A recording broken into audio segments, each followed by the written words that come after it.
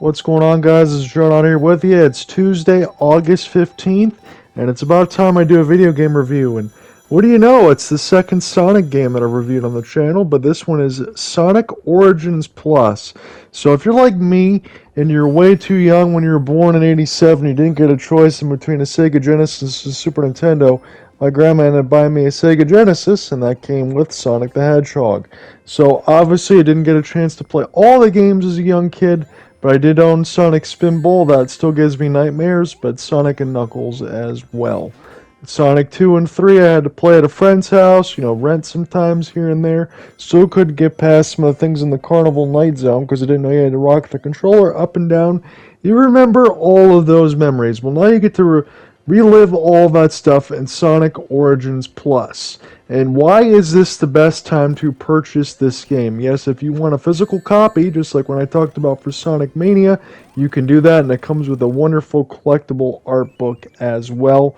And it's at a price point right now, even though the game came out in June, it's at a price point right now in August where it's at $30. I mean, just like I showed you from the very opening part of the cutscene with Tails hitting the jackpot, that's an absolutely tremendous value. You get Sonic, Sonic 2, Sonic 3, and Sonic and Knuckles, and Sonic CD. So that's 5 games already on the Sonic Origins side, but the Plus side, and you'll see through this in the video, are all of the Game Gear adaptations as well. So you will get ports of Sonic 1 and 2. Sonic 1 doesn't have any differences other than some of the stuff that you're seeing on the Game Gear side now, and we can go through it. Sonic 2, a little bit mostly like the original part, except you don't have all those other bonus stages, but you do have to find the emeralds in the second part. You get Sonic Chaos, you get Sonic Drift 1 and 2. The Spinball adaptation, no, you don't get the Genesis version, but you do get Triple Trouble and some of the other Sonic games that were not released in America, as far as like Tails Adventure and Sky Patrol and some of the things I've just honestly never played before. So Origins Plus gives you all of the access packed to all of the other Game Gear adaptations, so you get like an extra 14 to 16 games on that end, not to mention all the mainline, and look at all these challenges that you can get. So when you're talking about Mario Maker and some of that stuff on a Nintendo Switch, and you get some of those challenge games, well, you can get all that in terms of all of the 4 mainline side. And again, I should say 5, but the way that this is split up, and I didn't know this at the time, especially as a kid, I thought Sonic 3 and Sonic and Knuckles were kind of just, separate games in that same universe, but they're treating it as one whole thing. So when I did finish Sonic 3 for the first time, I was like, man, I hope I get to play Sonic and Knuckles. Well, you do, so that's really cool. So, just in case you've been bitten by the anniversary bugs before, and you'll know what I mean by this. So whether it's 91, 92, or 94, you played, the initial mainline games in its entirety, and you've played all those to death. And maybe you even have the GameCube adaptation with the anniversary collections. But again, it's all 16:9 box TV, 4:3 box TVs.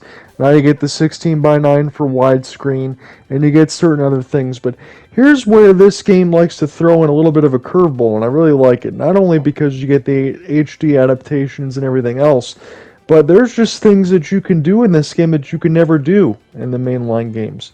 So when you had that lock-on technology for Sonic 3 and Sonic and Knuckles had the lock-on side of it. So when you put Sonic 3 on top of it, you could play Knuckles in Sonic 3, or even Knuckles in Sonic 2. But in this game, you could play as Knuckles in Sonic 1. That was never even possible.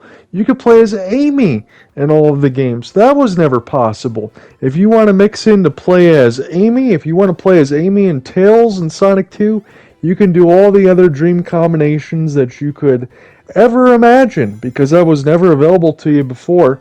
So what you're seeing right now, again, this is just Green Hill Zone Act 1 and Sonic 1, but this is mirror mode. So if you want to play all the stuff in reverse, you can do that as well. They have the variety of mission modes that we talked about. You can do that as well. You can play a boss rush mode in between all of the mainline Sonic games as well to kind of get some of your boss rush practice and be able to get all of your timing down.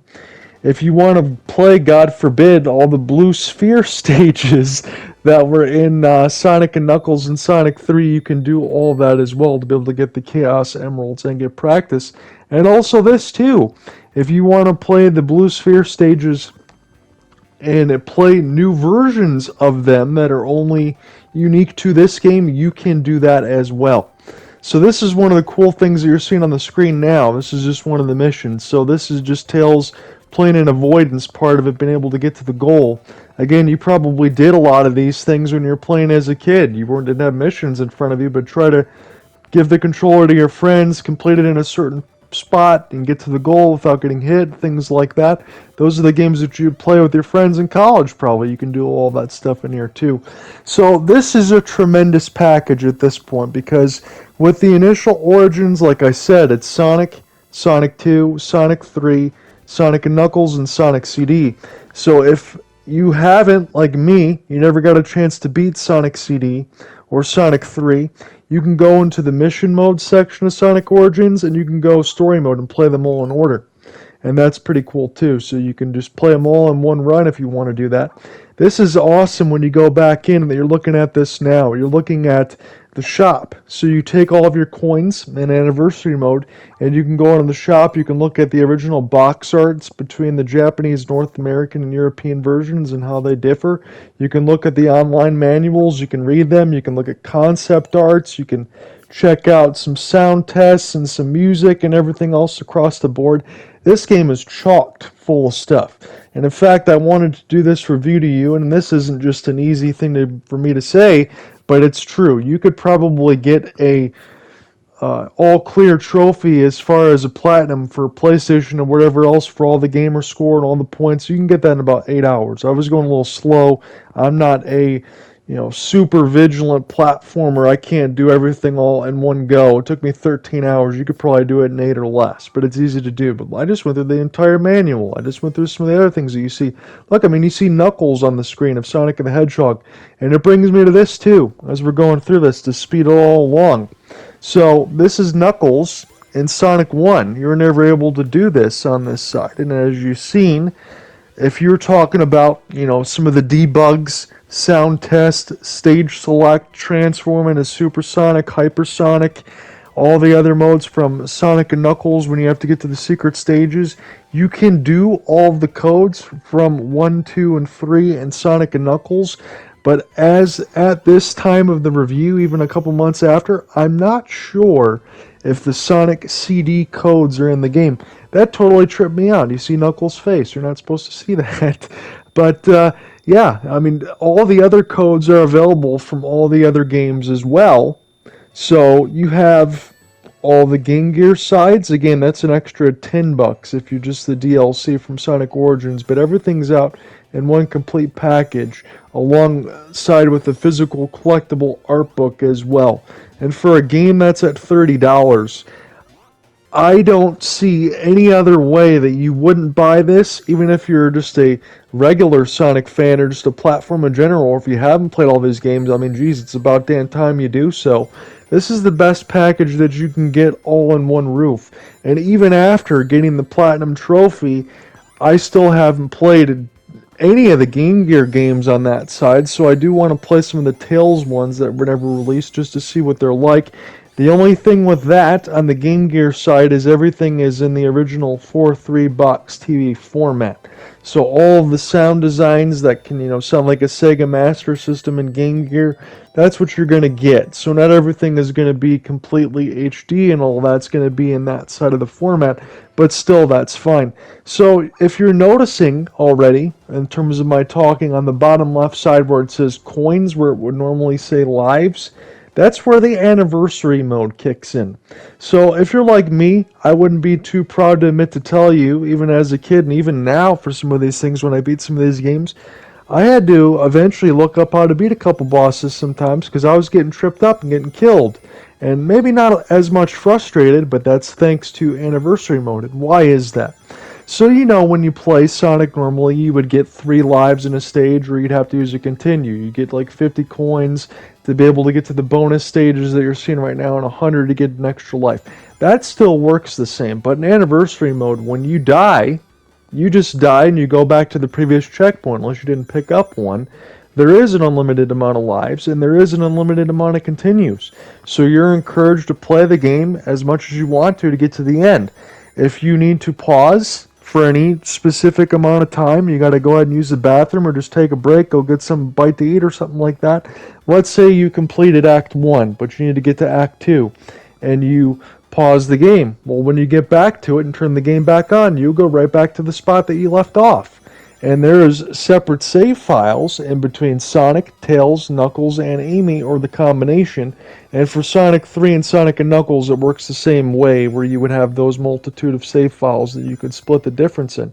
So this game is about as open-ended as possible to make it as user-friendly as possible as well. So that's why, for anyone who even remotely struggles, use the practice. Use some of the cheat codes if you like to, if you want to have fun with it. It's all in there. You could do whatever the hell you want to do. This game is as user-friendly as possible, and that's why I tell you, if you have not played the games before, I didn't get a chance to play all of them, this is the definitive package in which to do so. And at a $30 value, and even I imagine at Christmas time, you might be able to snag this one for $20. But I would say, if you can get a physical copy right now with the art book, please do not wait. This is one of the few times I can go ahead and say for anyone that's had some collections in between the Sega Genesis or the GameCube side of it to get all of it in one package like this is a slam dunk purchase for anyone. And just like when I talked about for Sonic Mania getting the physical edition and playing all of that when that was being a completely new game with Christian Whitehead and company and all of that, this is a love letter from Sega, just like Sonic Mania was. Sonic Origins Plus and Sonic Mania Plus are two games that need to be in your library. I said that about Sonic Mania, but I'm doubling up right now in this review for Sonic Origins Plus. Please do not miss out on these games. You would be a fool to do so otherwise. So, when I went through this review, admittedly, again, I had to, because I didn't get all the Chaos Emeralds. If I'm just going to be completely honest with you, in terms of Sonic 1, 2, 3, and Sonic and Knuckles, I'm probably good for, 3 of the possible, 7 or 8 or whatever there is. What I do want to do at one point when I get through all this stuff after, especially finishing this review, is practice enough. So let's say you lose in order to retrieve a Chaos Emerald. You see those coins on the bottom part of your screen, as you showed there in the earlier gameplay. You can spend a single coin to go ahead and restart that stage to be able to pick up a Chaos Emerald. Yes, you can cheat and use the menus to transform into Supersonic or get into some of those secret stages that you need to if you're never able to get to it as a kid. But this game makes it very easy to be able to retry those stages as much as you like. Again, if you're playing an NES game or a Genesis game, what was the thing that always frustrated you as a kid? Getting to that particular boss, but dying and not getting a second opportunity to be able to do so. I know it's one of those situations where they say get good, but it's one of the situations too where you can practice to your heart's content. This is the definitive way to play this game, and I promise you, if you pass up on this purchase, you're going to immediately regret it. I hope you guys have a good one. Talk to you soon.